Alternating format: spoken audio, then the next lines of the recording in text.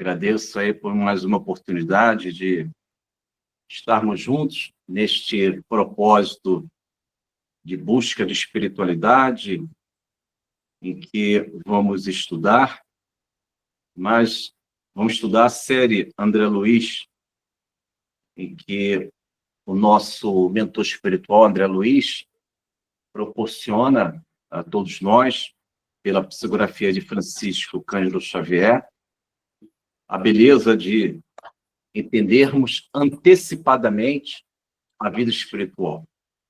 Como é importante esse entendimento da vida espiritual, porque vai flexibilizar os desafios. Esse conhecimento vai permitir que possamos amortecer as crises pessoais, os ventos, as ventanias que vão ao nosso encontro, que, simbolicamente dizendo, são as provas, resgates espirituais que necessitamos para a nossa evolução. Então, vamos desenvolver reflexões a respeito dos temas dos livros de André Luiz. E hoje, estamos na parte 25 da série André Luiz, isto é, em que nós destacamos assuntos diversos de capítulos dos livros principais do nosso mentor espiritual André Luiz. E hoje, conforme vocês estão acompanhando no slide, livro Libertação, capítulo 6, Observações e Novidades. André Luiz, ele se encontra no ambiente hostil, na região do umbral, e neste ambiente, André Luiz está sendo orientado pelo mentor Gúbio, que é o orientador no livro Libertação. Eles se encontram numa região sombria, numa cidade estranha, numa colônia penal, nas regiões das sombras, no umbral, e eles estabelecem diálogos. E o Gúbio diz que, para André Luiz, que existe a chamada a segunda morte. Esta segunda morte, ela diz respeito à transformação do nosso perispírito. Esta segunda morte tem dois aspectos. Segundo o mentor espiritual Gúbio, do livro Libertação, capítulo 6, Observações e Novidades. E acompanhando a seta no slide de estudo, a segunda morte. Esse é o tema em destaque, a segunda morte. Essa segunda morte, ela é direcionada, no seu entendimento, em função do perispírito. O perispírito sofre transformações em dois aspectos. O primeiro, que é positivo, quando o perispírito ele vai se transformando, ganhando luminosidade, avanço espiritual e aflorando faculdades avançadas do espírito que somos. Então, essa segunda morte é quando o primeiro corpo, dentro do perispírito, das camadas do perispírito, podemos consagrar que o primeiro corpo é o corpo astral.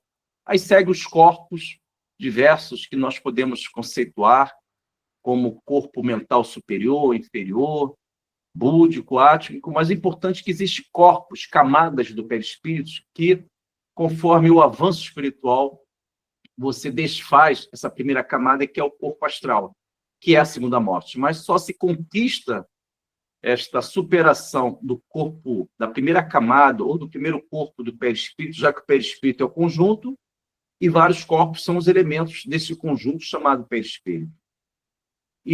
Mas nós só conseguimos sublimar, alcançar o corpo eterno, a túnica nupcial, lembrando o Evangelho de São Jesus, a parábola das bodas, em que essa túnica nupcial, essa vestimenta de luz, você só conquista quando desenvolve valores espirituais, intelectuais em Cristo e o Evangelho, na sua completude. Aí você torna o espírito redimido. Esse é o primeiro aspecto. E realmente você não tem mais necessidade de reencarnar nos planetas de provas e expiações, só se porventura você venha a optar na condição de missionário. Então, esse é o aspecto da segunda morte. Isto é, o corpo astral ele é arquivado, diluído, desfeito, e prevalece o corpo espiritual superior, que é o corpo eterno, permanente. Esse é o primeiro aspecto. Agora, existe o segundo aspecto, que é a morte da forma humana que o perispírito possui. Quando deixamos o corpo físico pela morte biológica, nós reingressamos na pátria espiritual com o perispírito da forma humana. Mas no aspecto negativo dessa segunda morte é quando perdemos a forma humana no aspecto sombrio da revolta, da vingança, e podemos criar formas de ovoide quando vivemos fixações de ideias venenosas, homonideia ou cristalização mental. Estas ideias sombrias, elas vão gerando em nós aspectos desagradáveis, aspectos desagradáveis no nosso perispírito. E aí podemos, e é uma situação muito séria, ter a forma ovoide, como é informado nesse próprio livro, Libertação, no capítulo Quadro Doloroso, informa também, e como acréscimo de informação, nesse capítulo Quadro Doloroso, o nosso André Luiz e Gúbio, eles analisam 3 ovoides que estão acoplados no perispírito de uma irmã desencarnada, e que na última encarnação ela foi senhora de escravos, ela escravizou os irmãos no Brasil Império e gerou as consequências da lei de causa e efeito, uma vez que esses 3 não perdoaram ela e se acoplaram na forma ovoide no perispírito dela. Então, nós podemos viver a segunda morte, mas no aspecto da forma do perispírito, ganhando formas inferiores, como ovoide ou licantropia. A licantropia é a forma do lobo, aí vem a lenda do lobisomem, a licantropia, ou a zoantropia, que são formas diversas de diversos animais. Então, a licantropia é a forma do lobo, e a zoantropia são formas variáveis de animais. E nascem, nesses conhecimentos, muitas lendas. Algumas lendas têm fundos de verdade. Algumas lendas, às vezes, procuram explicitar que numa floresta existem monstros, existem lobos, lobisomem. Então, não é totalmente lendário essas informações. São videntes que alcançam, através da sua clarividência, são médios, através da sua clarividência, e eles conseguem visualizar a dimensão paralela da vida espiritual, da vida astral. E eu vou pedir para o nosso Itamar ler um trecho importante, que é a questão 135 do Livro dos Espíritos. Porque nesta informação, Allan Kardec procura, de forma muito pedagógica, explicar o que é o perispírito. Para o nosso Allan Kardec, inclusive, tem a questão 135A e a 135B. Se o Itamar puder ler na sequência, lhe agradeço, tanto a 135 como a 135A e a B, porque o Allan Kardec explica que a composição, a substância do perispírito é semimaterial. E diz também que é o laço intermediário entre o espírito e o corpo físico. O perispírito ele tem essa intermediação entre o espírito, que sou, o ser pensante, chamado pensamento contínuo, e o perispírito, ele também está intermediando o corpo físico. Então, o nosso Allan Kardec, no Livro dos Espíritos, questão 135A e B, ele procura esclarecer de forma muito pedagógica o perispírito, que ele considera como o laço intermediário. Pode ser, amigo Itamar? Sim, o Carmelo. Vamos lá. Pois não. 135. Está um pouco baixo, Itamar. Estou te ouvindo baixo, não sei se é só eu aqui. Agora está melhor? Melhorou muito, primeiro mundo. Tá bom. Existe no mundo, no homem, alguma coisa a mais, além da alma e do corpo físico? Existe a ligação, o fio que une a alma ao corpo físico. Tem observação aqui de Kardec, posso ler? Ele é grande, Itamar, não, né? É mais ou menos. Não é muito, não. Então fala o seguinte, essa questão tem o item B? Tem a 135A. Então você pode ler A, por gentileza? Qual a natureza desse fio, dessa ligação? Semimaterial, isto é. Perfeito, sem material, perfeito. Isto é, de natureza intermediária entre o espírito e o corpo físico. É preciso que esta ligação seja de natureza semimaterial para que haja a comunicação entre o corpo físico e o espírito. É por meio desse fio que o espírito age sobre a matéria e vice-versa. Comentário de Kardec. Portanto, o homem é formado de 3 partes essenciais. Primeira, o corpo físico semelhante ao dos animais e animado pelo mesmo princípio vital. Segunda, a alma, espírito encarnado que tem no corpo físico a sua habitação. Terceira, o princípio intermediário ou perispírito, substância semimaterial que serve como primeiro envoltório do espírito e une a alma ao corpo físico, tal como é um fruto, a semente, a perisperma e a casca. Muito obrigado, Itamar. Muito agradecido pela leitura. Então, conforme os amigos e as amigas acompanharam, nós temos uma formação com um certo grau de complexidade.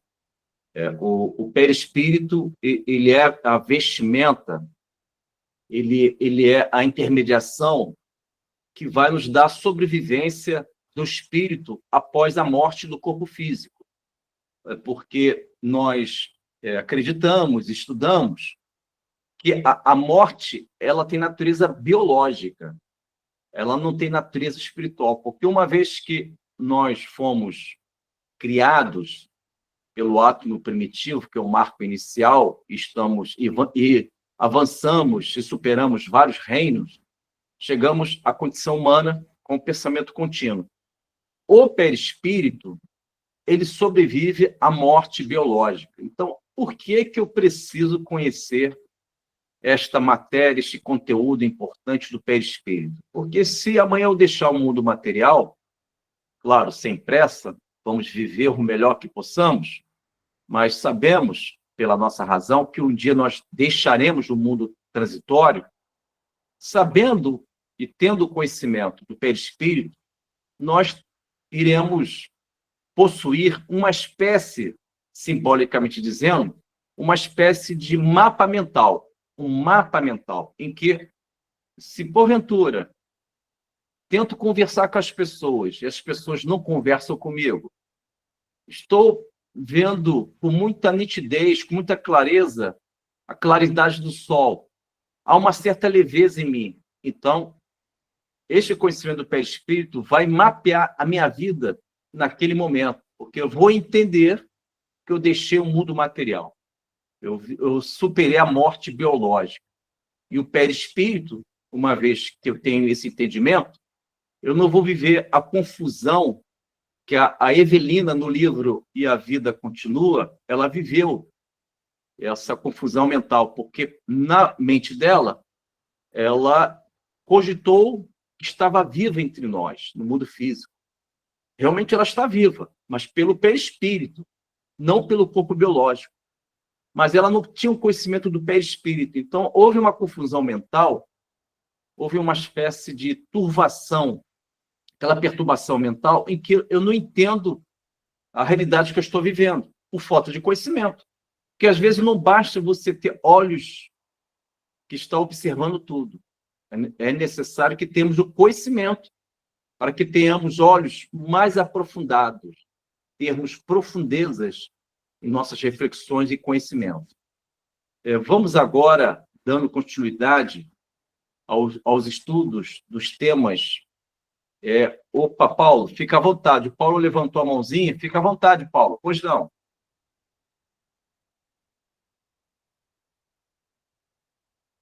Paulo, acho que o teu áudio não está funcionando. Agora vai. Agora foi.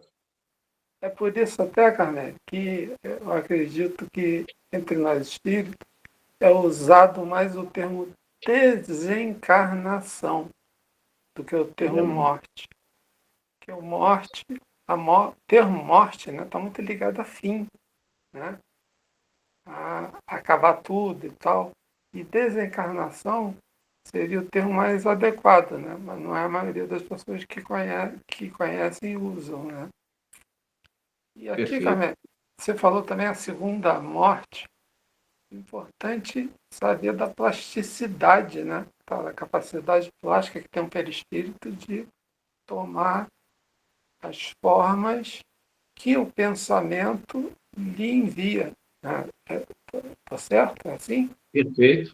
Muito bom. Bem lembrado. O Paulo lembrou, meus amigos e minhas amigas, que uma das características do perispírito que é a flexibilidade. Ele é maleável, ele é plástico, isto é, ele ganha forma conforme o nosso psiquismo. As nossas criações mentais, elas podem dar características estéticas divinas ao nosso perispírito, podemos nos apresentar pelo perispírito com características agradáveis, uma estética divina, ou não, dependendo das nossas criações mentais. Se as nossas criações mentais elas estão sintonizadas ainda com ódio, com ressentimento, com uma mente confusa, atônita, perturbada, certamente o nosso perispírito ele vai ganhar aspectos desagradáveis. Inclusive, no livro Ação, Reação, Série André Luiz, tem um capítulo chamado Almas Enfermiças, em que o Silas, que acompanha André Luiz, na Mansão Paz, dentro do ambiente do umbral, Silas explica que no mundo espiritual há uma característica no perispírito chamada exalação peculiar. Exalação peculiar, isto é, o perispírito, além do aspecto da luz ou ausência de luz, ou da flexibilidade, porque ele é maleável, também existe a questão do cheiro, do aroma. Tem espíritos muito avançados que exalam perfumes agradáveis, como existem espíritos que, infelizmente, ainda estão estagnados na evolução, de alguma forma, todos nós vivemos ainda desta forma, que o perfume, o cheiro que nós exalamos não é tão agradável assim. Por isso que é importante nos evangelizarmos, para que tenhamos uma presença de luz e não de escândalo. Vamos agora para o segundo retângulo, lembrando que nós estamos estudando temas dos livros de André Luiz, parte 25. O segundo retângulo, no slide que os amigos estão acompanhando, o livro Evolução dos Mundos, capítulo 15, Vampirismo Espiritual. Vampirismo Espiritual. Este livro também, como todos os outros, foram psicografados por Francisco Cândido Xavier. E, acompanhando a seta, nós destacamos para o estudo de hoje, existem vários assuntos. Às vezes, num parágrafo, existe ali um tema muito interessante a ser refletido nos livros de André Luiz, nas páginas esclarecedoras dos livros de André Luiz.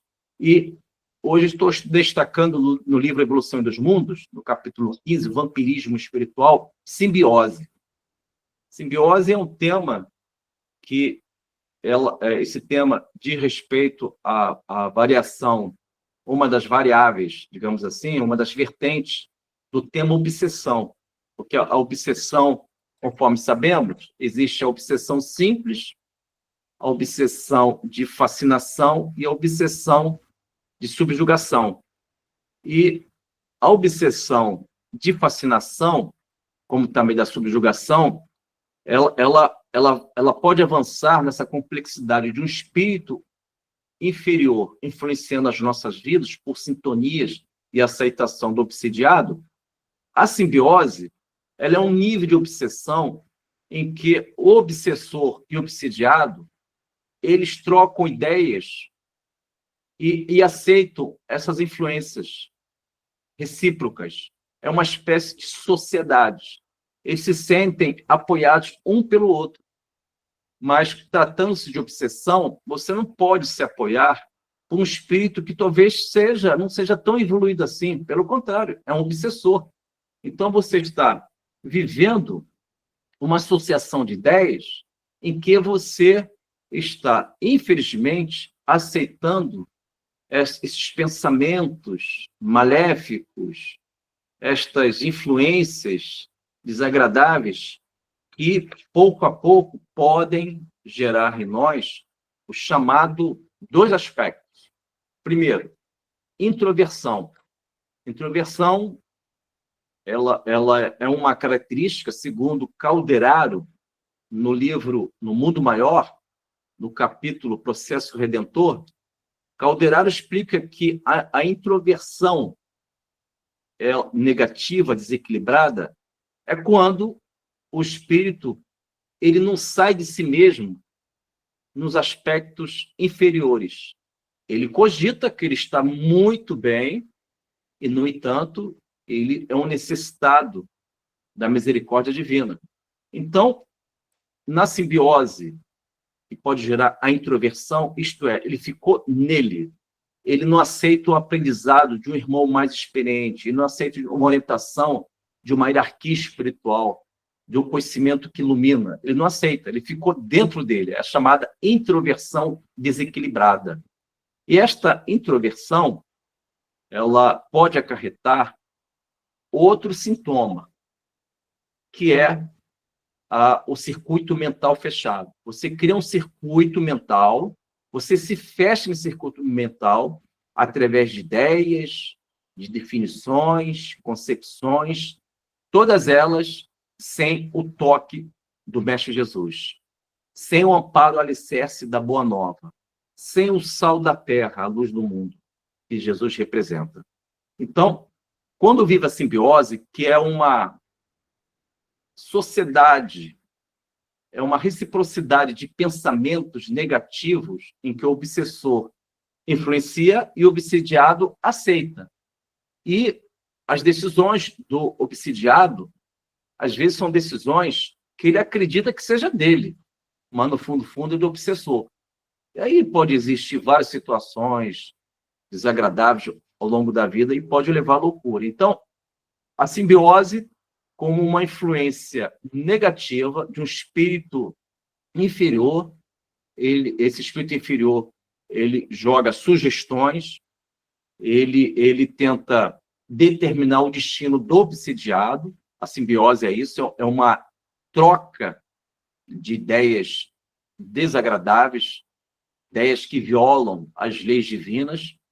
E na simbiose você pode gerar a introversão desequilibrada, aquela introversão que vai desarmonizar o seu mundo íntimo, a sua personalidade.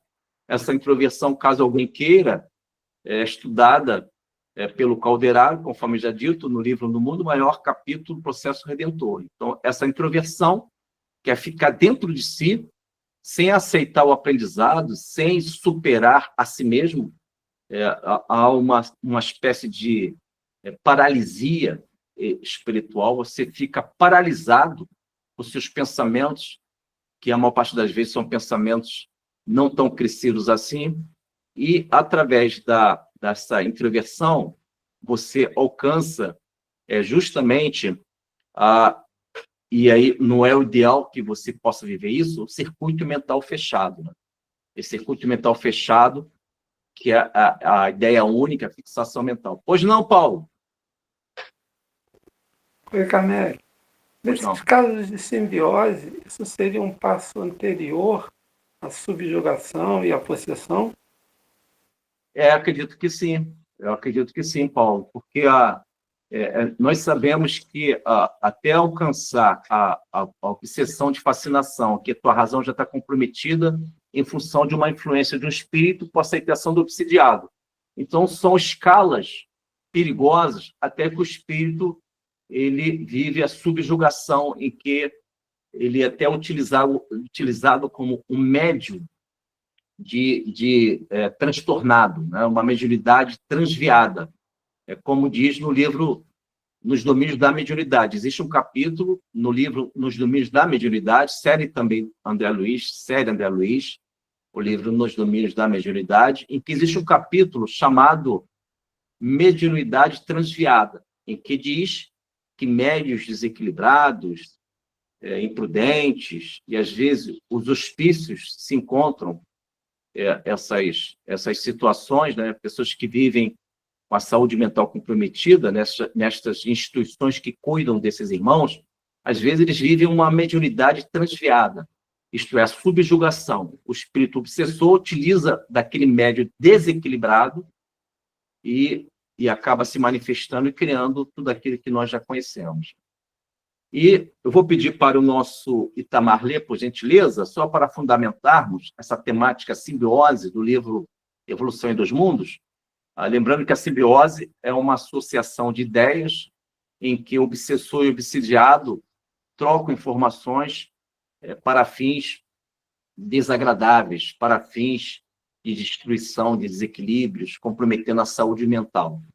A simbiose ela traz como variáveis a introversão desequilibrada, o espírito fica no circuito mental fechado. A simbiose também apresenta, em um dos seus sintomas, o chamado circuito mental fechado. Ele não sai de si. Ele está na introversão e no circuito mental. Isto é, ele se isolou de todos. Só não se isolou do obsessor que está manipulando a vida dele. Por isso que o conhecimento liberta. O conhecimento liberta. Amigo Itamar, você pode ler a questão 459 do Livro dos Espíritos para podermos fundamentar o estudo do André Luiz? A questão 459, há uma pergunta que dá o aspecto aí, se os espíritos influenciam em nossas vidas, e a resposta diz que influenciam a tal ponto que, de ordinário, são eles que dirigem as nossas vidas, né? Esses espíritos, não somente os espíritos maléficos, mas também podemos eleger, nomear bons espíritos para cuidar das nossas vidas. É a questão 459 do Livro dos Espíritos. Capítulo 9. A influência oculta dos espíritos sobre nossos pensamentos e ações. Pergunta 459. Os espíritos influenciam sobre nossos pensamentos e ações? A influência deles é muito maior do que se pode imaginar, e muito frequentes são eles que dirigem os encarnados. Muito obrigado, Itamar. Muito obrigado. Vocês percebem o conteúdo inteligente da questão 459 do Livro dos Espíritos? Vocês perceberam que, segundo o esclarecimento da 459, os espíritos podem dirigir as nossas vidas. Os espíritos podem dirigir as nossas vidas. Então, podemos se sentir dirigidos, digamos assim, pelo Mestre Jesus ou pela Santa Maria de Nazaré, porque existem passagens do Evangelho do Senhor Jesus que podem ocupar a nossa mente, podem dirigir os nossos corações para o firmamento azul ou para o céu de estrelas do nosso Mestre. Vocês vão lembrar comigo, uma passagem da vida de Jesus em que essa passagem se encontra nos Evangelhos.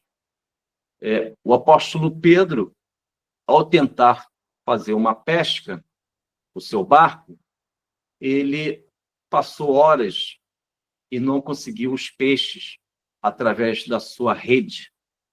Ele não pescou nada, isto é, ele viveu o insucesso do mundo para a sua sobrevivência. Mas na própria Escritura, eis a parte importante, meus amigos e minhas amigas, na própria Escritura diz que Pedro, quando voltou do alto mar, de águas profundas do mar da Galileia, ele naturalmente encostou seu barco no porto, na parte mais próxima da superfície da terra, ali acho que Cafarnaum, enfim, antiga Palestina, atual Israel. Ele deixou seu barco ali no porto e ele agiu como algo muito profundo. Ele começou a limpar as redes que ele utiliza para a pesca. E ele estava limpando. Mas a pergunta é, se ele não conseguiu peixe nenhum, por que ele está limpando a rede? Concordam, meus amigos, a respeito dessa indagação filosófica? O apóstolo Pedro estava limpando as redes, instrumentos do seu trabalho, mas ele não pescou, ele não conseguiu nenhum peixe. Como assim limpar as redes? Eis aí a simbologia do Evangelho, essa passagem da vida de Pedro e Jesus. Quando vivemos os insucessos da vida, quando vivemos as situações difíceis que nós não conseguimos ter as compensações, os retornos esperados, Pedro está sinalizando para a gente que mesmo que eu não venha conseguir os frutos, isto é, ainda estou na escassez, apesar da tentativa, devo ocupar a minha mente para que eu possa aguardar o dia seguinte ou as soluções que podem ocorrer a qualquer momento. Então, Pedro não ficou na lamentação. Ele ficou simplesmente ocupando a mente dele, limpando as redes. E essa ocupação mental, limpando as redes, propiciou o que para ele? O tempo, saber esperar, resistir e tolerar.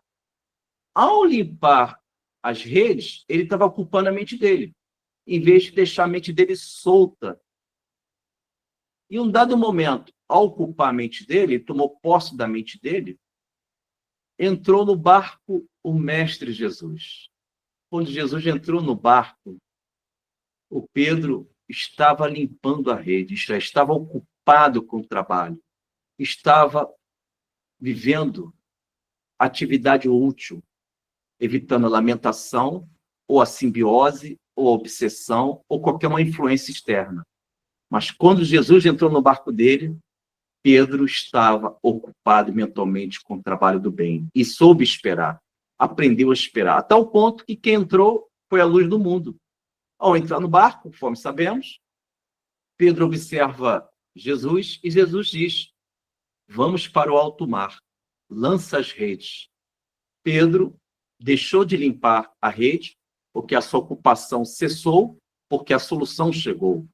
E ele leva seu barco, seus 2 barcos, para o mar. E conforme sabemos, Jesus pede para lançar à direita e ocorre a pesca milagrosa. Muitos peixes. E com isso Pedro alcança a prosperidade. Mas Pedro alcançou a prosperidade porque ele se ocupou mentalmente, limpando simbolicamente as redes. Façamos desta forma. Viveu o insucesso, a tua vida está em crise, a sua situação particular ou as nossas situações estão vivendo experiências fortes, vamos nos ocupar com algo útil. Vamos preencher nossa mente, simbolicamente dizendo, limpando as redes. Vamos agora para o terceiro retângulo, livro No Mundo Maior, capítulo 5, nome do capítulo, O Poder do Amor. E seguindo a seta, o poder divino. Esse capítulo, no livro No Mundo Maior, diz respeito a uma personagem encantadora, chamada Cipriana. A Cipriana é um espírito avançado que atua naquela região do umbral, resgatando os irmãos que se encontram nas cavernas, escravizados, nas grutas, nas regiões difíceis do umbral. E a nossa irmã Cipriana, ela consegue fazer uma espécie de doutrinação sem dizer nada. Ela, de forma magnética, isso é o poder divino, porque às vezes não basta falar, não basta verbalizar.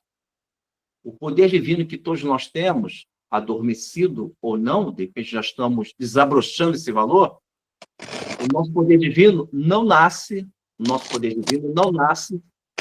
pela verbalização, pelas falas, pela teoria. O poder divino nasce pela ação, pela atitude. E a mentora cipriana, ela consegue neutralizar o ódio entre dois espíritos. Um está encarnado, mas desdobrado pelo sono físico, e o outro está desencarnado porque foi vítima de homicídio do filho adotivo.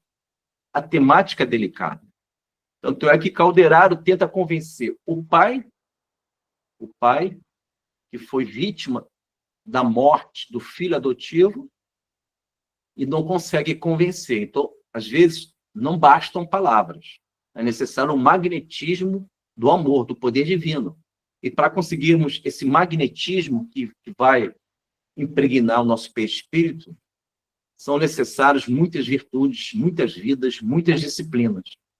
E o Calderaro diz para André Luiz que, André, nós não conseguimos convencer estes irmãos, mas chegará a irmã Cipriana, que ela sim tem algo que nós não temos, o poder do amor. E ela se apresenta, toda iluminada. André Luiz tem uma sensação de grandeza espiritual. A vontade dele, segundo ele relata, era beijar as mãos com uma espécie de reverência, de adoração. Ela se apresenta toda iluminada e ela observa os dois espíritos. Um desencarnado, conforme já dito, o pai que foi vítima do filho, que matou ele, e o filho que está desdobrado pelo sono físico. Eles estão naquele litígio. Ela, ao se apresentar, ela se aproxima dos dois e coloca a cabeça de cada um próximo dos seus ombros. E ela dá um passe magnético e eles suavizam aquele momento de litígio, de conflito, e ela consegue, somente pelo poder magnético do amor, o poder divino, neutralizar as vibrações de ódio e de inquietação. Por isso que é importante desenvolvermos as nossas iniciações espirituais, aprendermos a dar, a conceber coisas doces, a aflorar em nós docilidades diante do amargo da vida. Como é fundamental, como é importante saber que a nossa vida está amarga, mesmo assim, não falta um sorriso em meus lábios. Mesmo que a minha vida esteja sangrando, simbolicamente dizendo, mesmo assim, persevero, caminhando, trilhando, crendo em dias melhores. Esses comportamentos, estes heroísmos, permitem que possamos desenvolver o poder divino em nós. Como lembrou Jesus, vós sois deuses. Porque devemos agir como um pequeno Deus. Chuvas, tempestades, não existem somente para quebrar árvores, gerar volumes de águas perigosas na natureza. Chuvas, tempestades podem também, numa visão mais ampla, de alegria e de otimismo pela vida. Chuvas e tempestades e ventos podem espalhar as sementes das árvores, das plantas, e ao espalhar as sementes, alcançando as terras, podem nascer árvores que vão dar frutos para a nossa alegria. As chuvas vão irrigar as sementes que foram espalhadas pelos ventos. Estas chuvas vão forçar a germinação de cada semente que vão nascer. E o campo estará aflorado com árvores que dão frutos, com as plantas, orquídeas, porque eu percebi que as tempestades, os ventos, as chuvas, não existem somente para quebrar as árvores ou criar águas com volumes perigosos, com aquelas correntes que podem arruinar as vias urbanas. Também existem possibilidades com os ventos e as chuvas de espalhar sementes, irrigar e nascer os frutos que vão nos alimentar para a nossa alegria. Eu vou pedir para o Itamar ler a questão, por gentileza, Itamar, sobre o poder divino. Nós estamos estudando esse tema do livro do Mundo Maior, o Poder do Amor. O assunto é o poder divino. Para fundamentarmos, temos aí a questão 614 do Livro dos Espíritos, porque Allan Kardec pergunta o que é lei moral, o que é lei divina. É próximo disso a pergunta. E a 614 responde, dizendo o seguinte, que a lei divina é tudo aquilo que você pode fazer ou deixar de fazer. E você só é infeliz quando se afasta da lei de Deus. O nosso afastamento da lei de Deus vai gerar em nós infelicidade. Infelicidade. Quando nós nos aproximamos da lei de Deus, geramos felicidade e também o poder divino. Porque aquele que está ajustado à lei divina, aquele que já entendeu que a vida, na sua finalidade maior, é o poder divino, o poder do amor, nós já alcançamos a beleza de sermos um pouco dos anjos. Temos um pouco da angelitude. O nosso olhar lembra algum mundo sideral superior, algum mundo paradisíaco, o nosso olhar quando temos o poder divino. A nossa forma de ser é cheia de carisma, cheia de graça, lembrando um pouco, um fragmento do nosso Mestre Jesus. Pode ler, amigo Itamar, questão 614, por gentileza, do Livro dos Espíritos. Não. Lei de Deus ou lei natural? Características da lei natural. 614.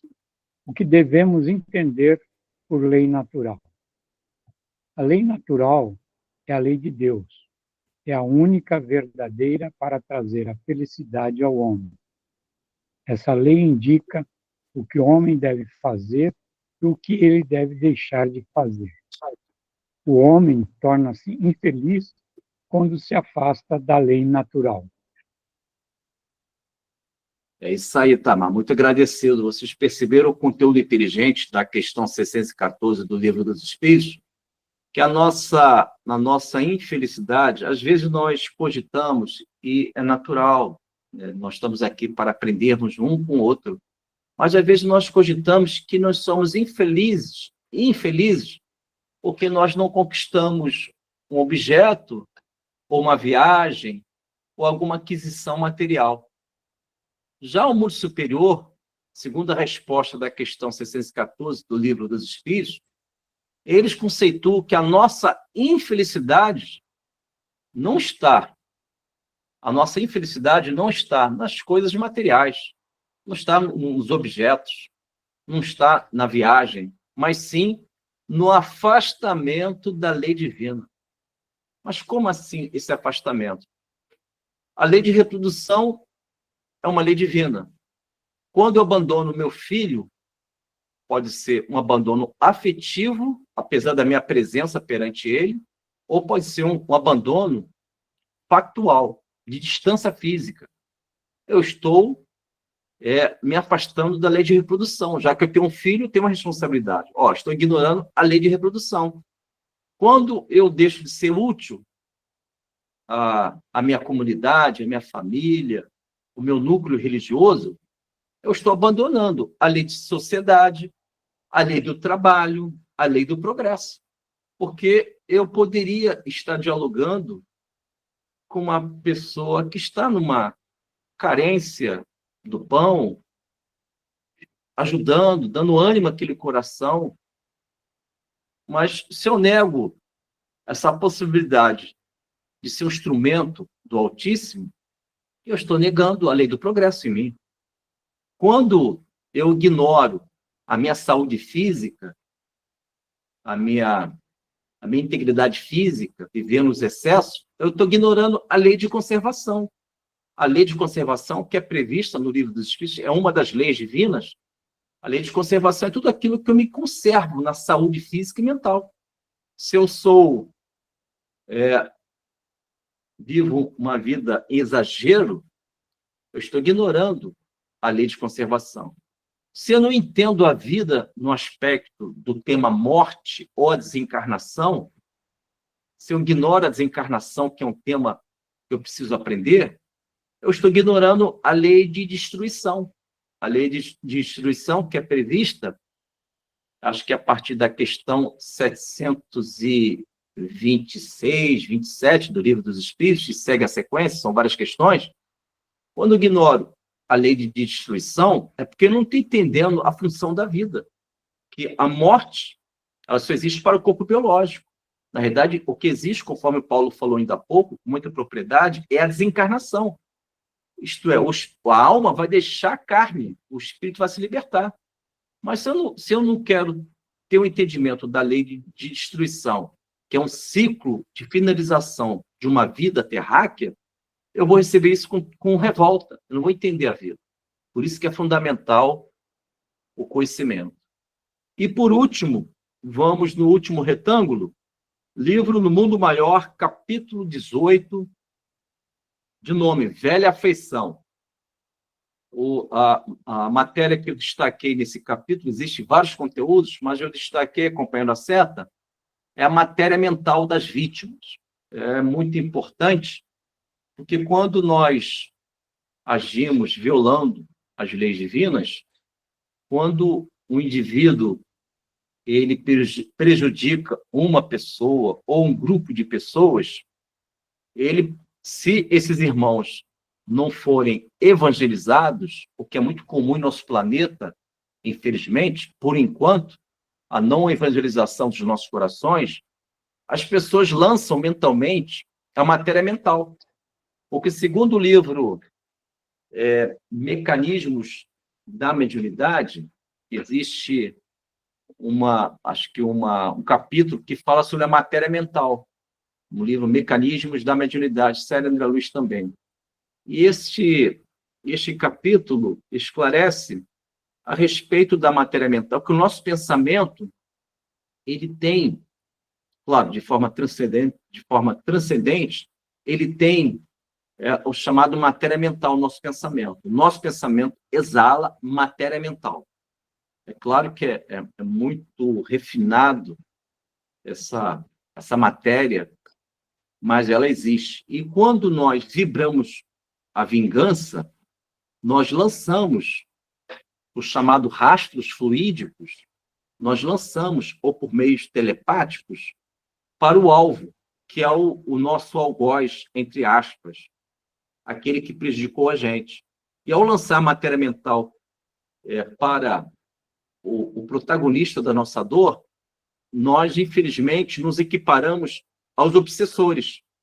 Nós, naquele momento de descuido, nós estamos aqui propagando um mundo do umbral, o mundo das sombras. Porque se eu estou agindo na vingança, eu estou defendendo o quê? Que ideia que eu estou defendendo?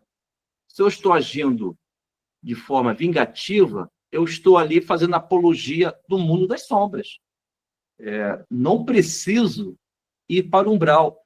Naquele momento, eu sou umbral, como estado mental desequilibrado. Inclusive, nós temos no livro Céu e Inferno, primeira parte, capítulo 7º, Código Penal da Vida Futura. Esse Código Penal da Vida Futura foi organizado pelo professor Allan Kardec, com as supervisões do Espírito Superior São Luís, Santo Agostinho e demais espíritos superiores. São 33 artigos. É muito interessante esse Código Penal da Vida Futura. 33 artigos com 3 princípios. E tem um artigo, artigo 5º, se não estiver enganado, mas é artigo 5º, que diz que inferno e céu são estados de consciência, são estados mentais. Eu posso colocar 10 pessoas numa vila encantadora, com as casinhas, flores, orquídeas. 10 pessoas com as mentes diabólicas, desequilibradas. Aquela vila encantadora, uma semana depois, quando você voltar a olhar aquelas habitações, você vai ficar triste. Porque o estado mental daqueles irmãos desequilibraram aquele ambiente. Muita confusão. Mas se colocarmos 10 mentes, como de Francisco de Assis, naquela vila, os pássaros vão voltar a pousar, cantar, as orquídeas vão desabrochar numa alegria de viver. Por quê? Que as mentes geraram aquele paraíso, impregnaram aquele ambiente com o magnetismo daquelas mentes franciscanas. Então, segundo o artigo 5º do Código Penal da Vida Futura, no livro Céu e Inferno, primeira parte, capítulo 7º, o artigo 5º diz que céu e inferno são estados mentais. Quando eu estou agindo de forma desequilibrada, reiteradas vezes, que gera um padrão do comportamento, eu estou vivendo um certo inferno em mim. Mas se eu consigo resistir a mim mesmo, se eu já entendi que a vida faz sentido em Cristo, eu posso exalar a minha angelitude, o anjo que sou. Nesse momento eu desperto para uma realidade divina em mim. E aonde eu estiver, eu serei a luz do mundo, na qualidade de paraíso mental. Mas se, porventura, aonde eu estiver, o meu estado, ele é irado, confuso, de muita turvação mental, ali eu represento o inferno, no aspecto do desagradável. E aí eu serei o escândalo do mundo, aonde eu deveria ser a luz do mundo. E vamos pedir para o nosso Itamar, finalizando a participação nobre do nosso amigo Itamar, a leitura da questão 911, para que possamos fundamentar esse item que estamos estudando agora, a matéria mental das vítimas. Que a questão 911, Allan Kardec pergunta sobre a questão das paixões, dos arrastamentos, como superar. A pergunta é próximo disso, do 911. Mas tem uma parte dela que diz que o espírito tem que vencer a matéria. A parte final. O espírito vence a matéria. A natureza espiritual nossa conduz, direciona as nossas mentes para a grande luta do espírito superando a matéria. A matéria é no sentido de não precisar mais reencarnar nas condições que reencarnamos. Espíritos ainda superando vários capítulos não resolvidos, porque a matéria tem uma função importante na nossa vida. Pode ler, amigo Itamar, 911 do Livro dos Espíritos. Pois não. É a perfeição moral, paixões. 911. É correto afirmar que existem paixões tão vivas e irresistíveis que a vontade é importante para superá-las? Existem muitas pessoas que dizem, eu quero, mas a vontade está apenas nos lábios. Elas querem, mas ficam muito satisfeitas se não acontecer o que querem. Quando o homem acredita que não pode vencer suas paixões, é porque o seu espírito se satisfaz nela, em consequência da sua inferioridade. Aquele que procura reprimi-las compreende a sua natureza espiritual. Vencê-las, para ele, é um triunfo do espírito sobre a matéria.